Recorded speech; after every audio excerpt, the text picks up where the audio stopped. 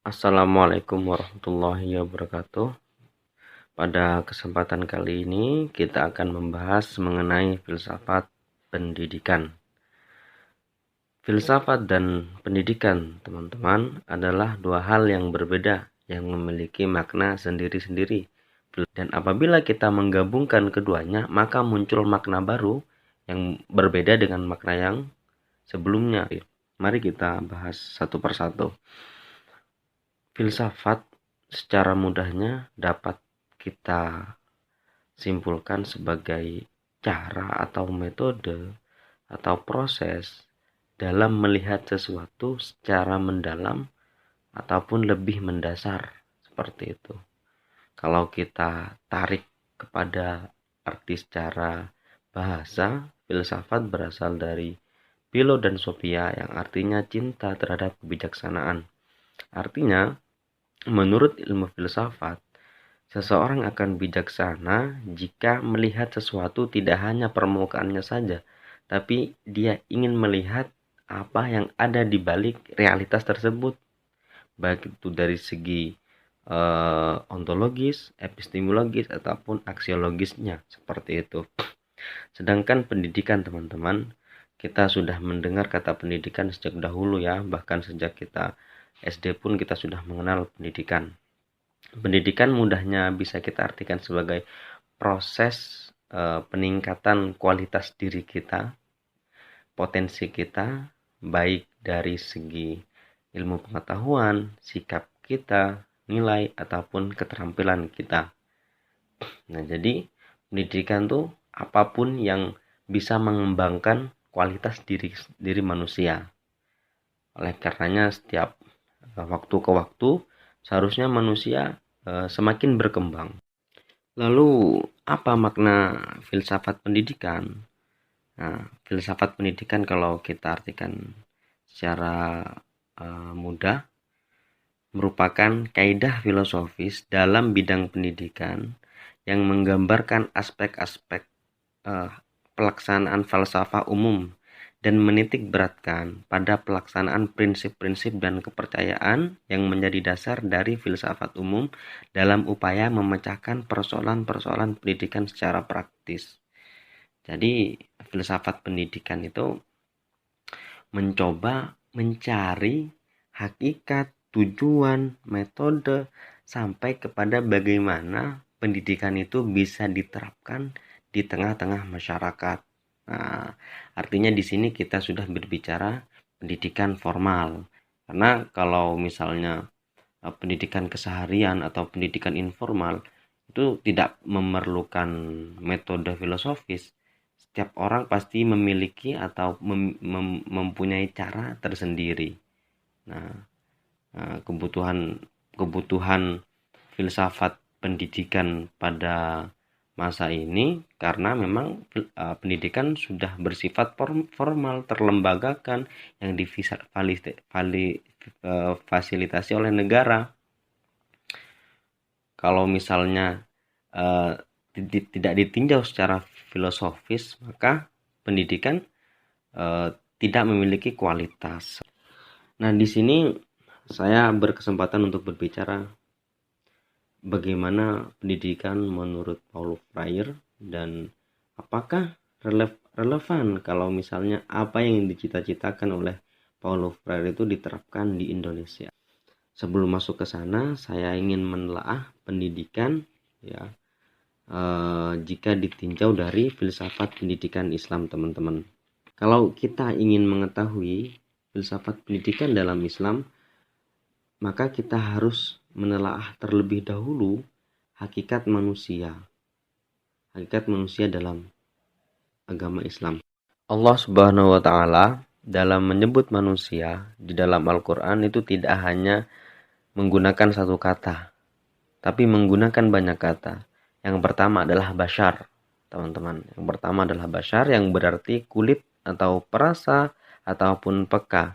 Jika kita kaitkan dengan pendidikan, artinya pendidikan itu seharusnya bisa menambahkan sensitivitas kita, kepekaan kita terhadap keadaan sosial.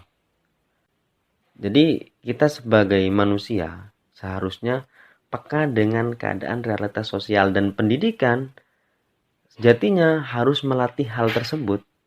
Jangan sampai ketika kita mengenyam pendidikan justru kita tidak sensitif, kita tidak peka terhadap keadaan sosial dan terhadap diri kita. Yang kedua adalah insan, teman-teman. Apa itu insan? Insan secara bahasa dalam banyak tafsir diartikan harmonis, lemah lembut. Nah, artinya pendidikan di Indonesia seharusnya bisa melatih agar kita menjadi manusia yang harmonis, manusia yang lemah lembut, tidak membuat kerusakan, tidak membuat kejahatan, lemah lembut terhadap manusia, lemah lembut terhadap alam, lemah lembut terhadap binatang, lemah lembut dengan apapun yang ada di luar kita. Yang ketiga adalah nas. Nas dalam banyak tafsir diartikan makhluk sosial atau diartikan juga bergerak. Nah, maksudnya apa? Pendidikan seharusnya melatih kita agar menyadarkan bahwasanya kita tidak hidup sendiri. Kita hidup berkelompok. Kita dalam mewujudkan kepentingan kita, kepentingan diri, itu membutuhkan orang lain. Nah, kita dilatih agar tidak menjadi manusia yang individualis. Nah, seharusnya seperti itu pendidikan itu. Bukan malah menjadikan kita menjadi manusia yang egois. Kemudian yang keempat, menggunakan kata Bani Adam. Sering ya Bani Adam, ya Bani Adam. Kenapa Tuhan menggunakan Bani Adam untuk memanggil manusia? Kan seperti itu pertanyaannya. Agar kita selaku manusia tidak pernah lupa dengan jati diri kita. Bani Adam ini kan berkaitan dengan asal usul. Nah, seharusnya kita sebagai manusia ataupun sebagai makhluk Tuhan tidak boleh lupa dengan jati diri kita. Dan jika dikaitkan dengan pendidikan, pendidikan seharusnya melatih diri kita agar walaupun ilmu kita semakin bertambah, tapi kita memiliki jati diri. Jati diri kalau kita kembangkan ada kaitannya dengan budaya dan dengan apalagi agama kita. Kalau kita lihat sekarang kan sebaliknya. Semakin kita berilmu, kita lupa dengan budaya kita. Kita lupa dengan agama yang apa yang kita pegang. Nah, sehingga kita akan menjadi manusia yang berbeda ketika mengenyam ilmu pendidikan. Jadi dalam pendidikan Islam, teman-teman, paling nggak ada 4 orientasi tersebut ya dalam sistem pendidikan.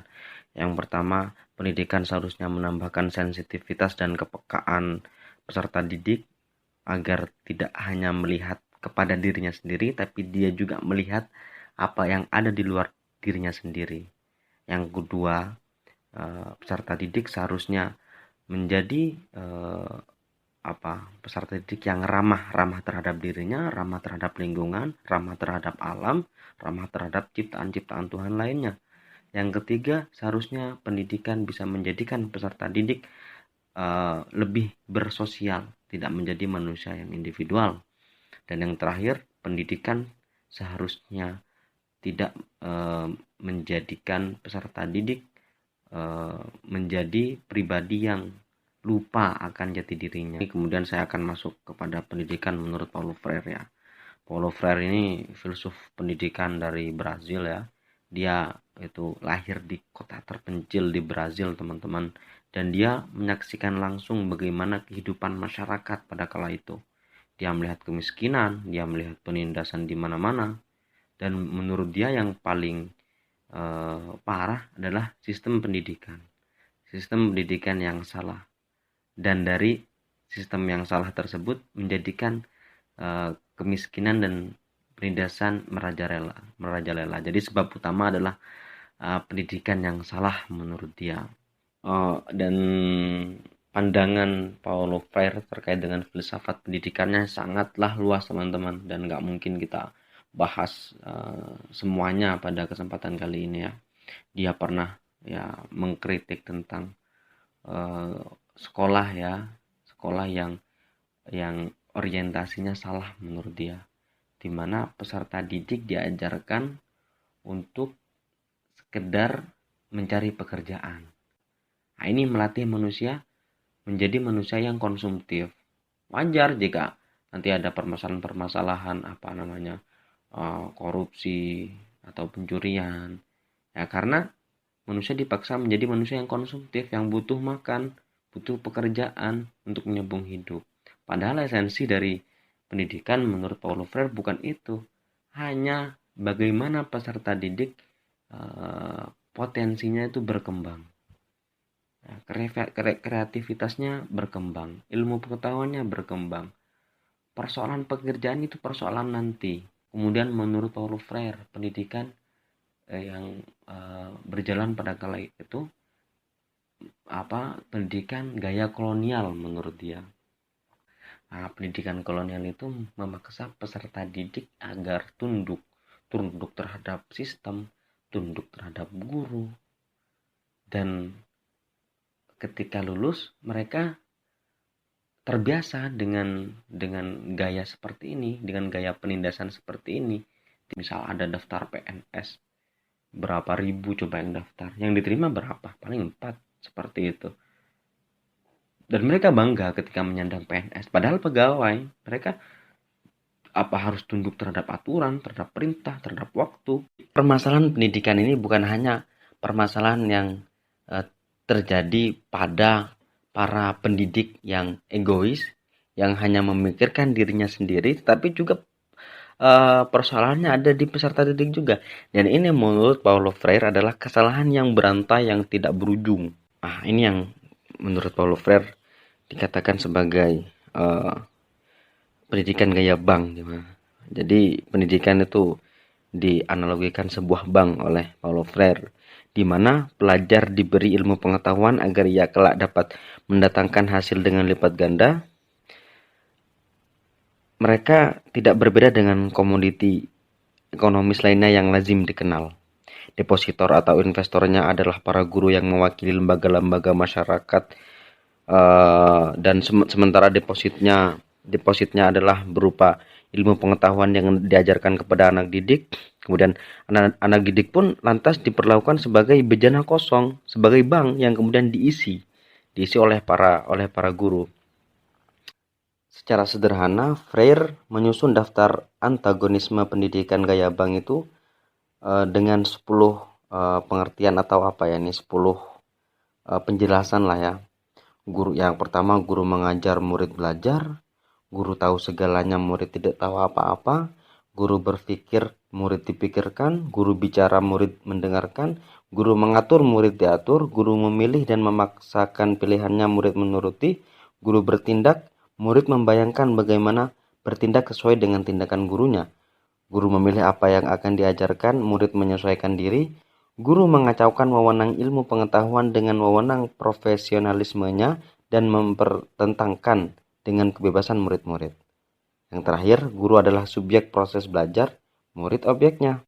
Mengenai subjek dan objek, menurut Paulo Freire, guru dan murid sama-sama subjek. Keduanya bukan objek, tapi subjek. Murid subjek karena dia yang belajar, guru pun subjek karena dia yang memberikan ilmu pengetahuan kepada si murid. Kemudian objeknya apa? Seharusnya yang menjadi objek adalah realitas dunia ataupun ilmu pengetahuan. Oleh karenanya, menurut Paulo Freire, sistem pendidikan seharusnya bersifat dialogis, yaitu adanya dialektika, adanya transformasi ilmu antara guru dan murid. Oleh karenanya, menurut Paulo Freire, cara yang pertama untuk menghadirkan kesadaran kepada guru dan murid adalah dengan cara dialogis. Dengan seperti itu, timbullah kesadaran dan pendidikan akhirnya tidak bersifat subjektif yang hanya menguntungkan kepada guru saja. Dengan begitu, konsep dialogis dari proses tindakan dan berpikir melahirkan kesadaran pada guru dan murid, sehingga pendidikan berakhir dengan tujuan humanisasi, yaitu memanusiakan manusia. Tidak adanya akhirnya penindasan dalam dunia pendidikan. Dan ini baru persoalan guru dan murid ya, belum lagi belum lagi persoalan pemerintah, si pembuat sistem pendidikan yang juga menindas masyarakat. Dan mungkin akan dijelaskan di lain kesempatan ya teman-teman. Mungkin itu saja ya dari aku, kurang lebihnya mohon maaf. Assalamualaikum warahmatullahi wabarakatuh.